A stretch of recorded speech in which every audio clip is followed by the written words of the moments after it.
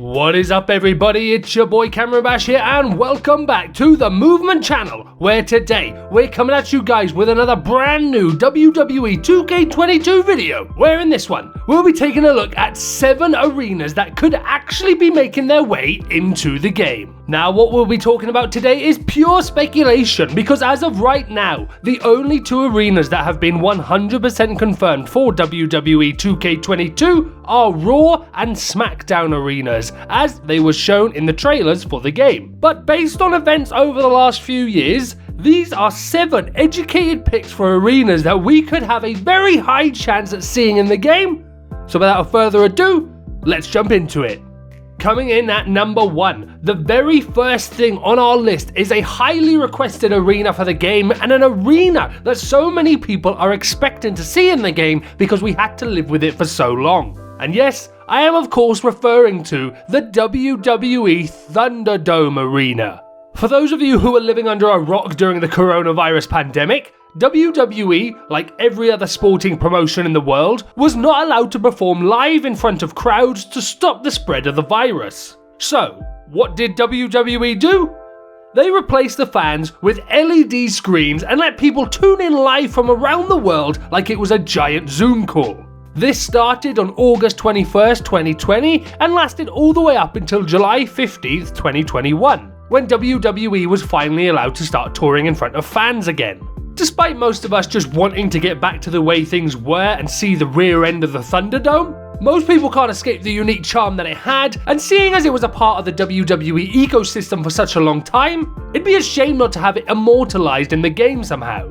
The Thunderdome era is always going to be the place that Edge returned for a great feud with Randy Orton, where Drew McIntyre grew into a megastar, where Bobby Lashley finally started to be treated like the dominant force that he is. This is as important of a wrestling era as is any other, and therefore, we think it should be in the game based on that reason.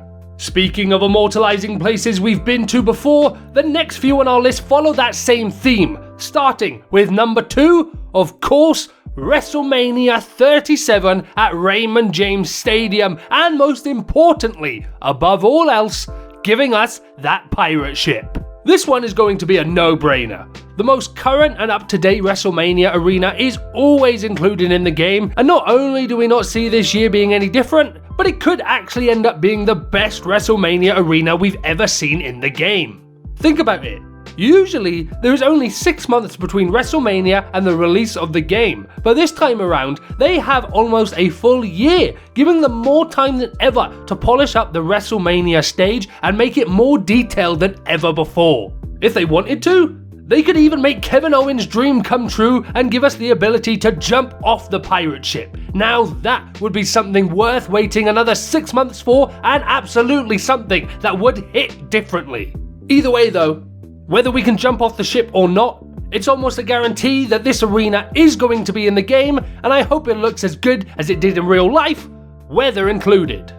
Up next on our list, it's another location that we've seen in real life before, but this one is a bit more interesting. In fact, this one may have to have its very own match type, as I'm talking about the match that Undertaker retired in, the Boneyard. Before WWE managed to host a WrestleMania live and in front of people again, the mania that came before it was right at the beginning of the pandemic, meaning that WWE was not going to be able to perform in front of fans, and a lot of last minute ideas needed to be thought up of. And to be fair to them, they came up with some pretty great ideas, including the Firefly Funhouse match between The Fiend and John Cena, the All Over the Performance Center Last Man Standing match between Edge and Randy Orton, and of course, probably the most famous from this WrestleMania was the Boneyard match between The Undertaker and AJ Styles. Now we've had a few different graveyard / spooky style arenas in the game already, but to be able to have the official and authentic Boneyard in WWE 2K22 would be so cool, especially considering it was The Undertaker's last match with WWE. The games have often shown love to The Undertaker,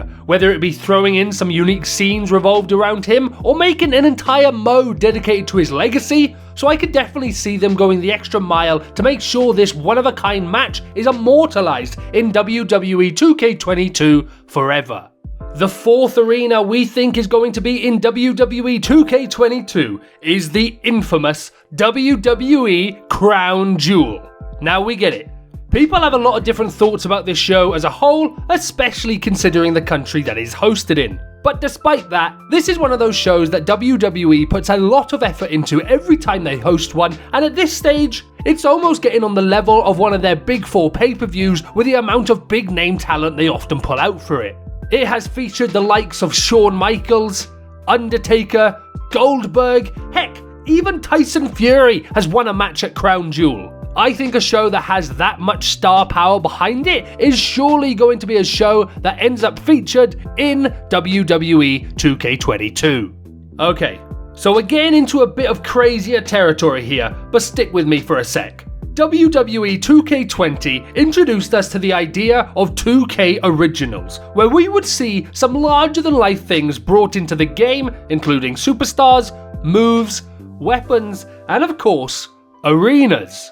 We saw some crazy things added into the game this way, including a Wyatt Swamp, a Mad Max-style Coliseum, and even Hell itself. So I think it's safe to assume that some of this stuff will be making a return in WWE 2K22 with some new twists and turns along the way. One of the arenas that we're predicting for the game is the moon. That's right folks, you heard me correctly. I said the moon. And yes, I am talking about the same bright ball you see in the sky at night. WWE 2K20 proved to us that there are no limits when it comes to the locations that we can go, and therefore I don't think that the moon is too far-fetched when you look at what else we got in that game. But this arena wouldn't just be any arena in WWE 2K22, oh no, as it would also introduce a new mechanic into the franchise, low gravity. Now if I'm being honest, I don't really know how low gravity would work in a WWE game. The likelihood is that it probably would just be a bit of a mess, but heck, if we're going to the moon, then we need to have as much atmosphere to it as we can, so bring it on 2K, let me hit those floating Superman punches as Roman Reigns. Coming in at number 6 on our list, we're kind of retreating back into the real life aspect a bit here, but we do not discriminate when it comes to what one WWE 2K wants to give us, because at the end of the day, all we want in 2K22 is a true-to-life WWE baseball stadium arena like the ones featured at the last 2 Royal Rumble events. Now, before anyone says it, we know there is a baseball arena in WWE 2K20, but that arena does not feature the same V-shaped ramp that makes these arenas so cool to look at in real life. Tropicana Field in Florida, and Minute Maid Park in Texas are where the last 2 in-person Royal Rumbles took place, and those arenas alone brought so much life and atmosphere to the event, something that had been slowly fading away from it over the years. To actually have one of these arenas in the game would be so incredibly cool to see, especially if they were able to make the entrances look authentic. It would likely be the only thing you'd catch me playing in the game for a long time. Alright guys, before we get into the final item on our list, be sure to drop a comment down below and tell us what arenas do you want to see in WWE 2K22. Feel free to get as crazy as you like, just like we have in this video, because we want to know what you're really wanting to see. And with that said, the final arena that we think will be in 2K22 is the WrestleMania 38 arena. Now, hear me out on this one. When WWE 2K22 releases, it will be around 2 to 4 weeks before WrestleMania 38. So we're not saying that the arena is going to be in the game at launch, but we are saying that the arena will be added to the game 1 month later as free DLC. The stages for WrestleMania are huge art projects that take months and months to put together and perfect. If WWE were willing to start that planning process that little bit sooner, it would allow them to share those plans with 2K so that when WrestleMania 38 happens live in April, 2K could run a special commercial during the event that lets everyone know that the arena that everyone is looking at right now has just been added to the game for free. This not only acts as a good commercial for the game at WWE's largest event of the year, but it also gives people a reason to jump in there and then to get their brand new arena and have fun with it when WrestleMania 38 finishes. Letting people know there and then at WrestleMania that this game gets free stuff now and again would also be really big too, as people love games that give them free content over time to keep them coming back and playing. We actually had another video go up on the channel recently talking about free content updates like this in WWE 2K22, amongst other things, so if you wanted to see that video, we'll put a link to that in the description down below so that you can check it out. And just to put it out there, we know 2K have done things similar to this in the past, where they have added a WrestleMania 34 arena to WWE 2K18, but that arena was literally just the Raw arena at the time with the WrestleMania 34 logos put on it, so we're not going to count that as an official arena. 2K adding that into the game 6 to 7 months after release doesn't really matter. However, if they were to add an arena of that low quality to the game less than a month after release, then I think people would certainly be upset about that. It doesn't make sense that they'll just ignore WrestleMania 38 and only have it in the next game when 2K23 releases. So the only understandable thing to do here, in our minds, would be to get the official arena plans from WWE themselves and bust ass to get the official arena in the game to not only make fans happy, but to make sure that the game is seen in a positive light as well. And with that guys, that's going to do it for this video. Don't forget to leave those comments down below letting us know what arenas you want to see in 2K22, and while you're down there, don't forget to drop a like on the video and subscribe for more WWE 2K22 content. Thanks very much for watching, and we'll see you soon for another video.